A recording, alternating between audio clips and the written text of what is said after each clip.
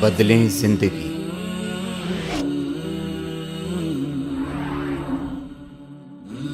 زیتون T V. یہ راعی جو ہے، یہ نگہباں جو ہے، یعنی ہیڈ آف دی فیملی جس کو کہا جاتا ہے، اس سے سوال کیا جائے۔ یہ نہیں ہے کہ ہیڈ آف دی فیملی جو ہے وہ خود تو صف اول میں آ کے نماز پڑھے، پانچوں وقتوں کی تکبیر اولا اس کی فوت نہ ہو، رمضان کے پورے روزے رکھے، زکوٰۃ بھی دے، سب کچھ دے، لیکن بچے جو ہیں وہ جا رہے ہوں بے دینی کی طرف اور الحاد کے شکار ہو رہے ہوں، ان میں خراب عادتیں پڑ رہی ہوں، وہ نشے کے عادی ہو رہے ہوں، وہ فحاشی کے خوگر ہو رہے ہوں، تو یہ تنہا اس کا صف اول میں نماز پڑھنا کافی نہیں ہے، بلکہ اس کے ذمہ لازم ہے کہ وہ اپنے بچوں کی تعلیم و تربیت کا، دینی تعلیم و تربیت کا انتظام کرے، اور ان کو برائیوں اگر وہ کر رہے ہیں تو برائیوں سے روکے، ان کو جس طرح ہو سکے، ہاتھ سے روک سکتا ہے ہاتھ سے روکے، زبان سے سمجھا کر روک سکتا ہے زبان سے سمجھا کر روکے، جو بھی طریقہ ہو، تو وہ اس کی ذمہ داری ہے۔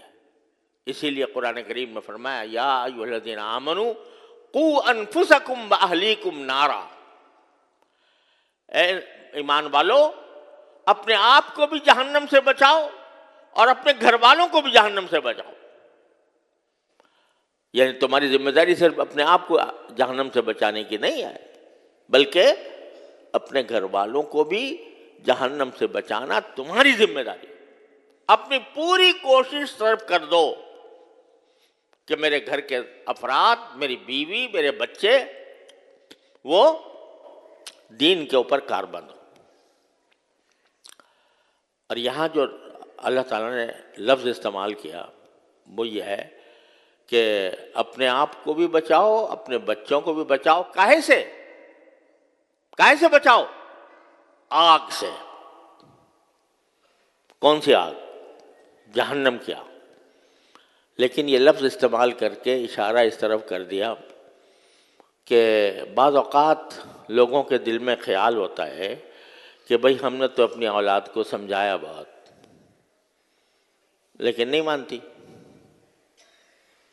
ہم نے اس کو فہمائش کی، وہ کوشش کی، اس کو تعلیم بھی دینے کی کوشش کی، تربیت بھی کرنے کی کوشش کی، مانتی نہیں، ہم کیا کریں؟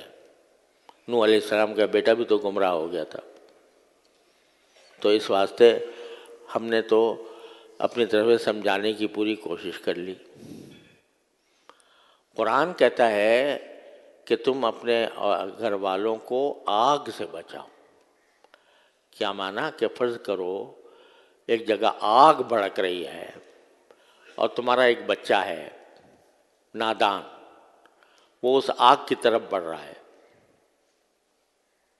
آگ اس کو اچھی نظر آ رہی ہے، خوبصورت نظر آ رہی ہے، اس آگ کی طرف بڑھ رہا ہے، تو کیا صرف زبانی فہمائش پر اکتفا کر لو گے کہ بیٹا نہیں آگ ہے اس کے پاس مت جانا؟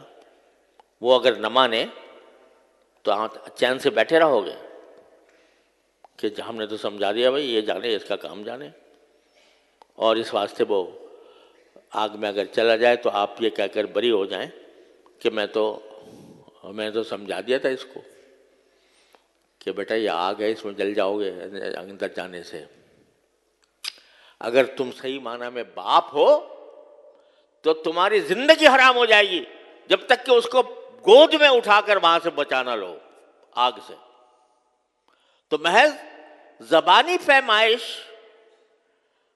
پر یہ سمجھنا کہ میری ذمہ داری پوری ہو گئی، یہ بڑی دھوکے کی بات ہے۔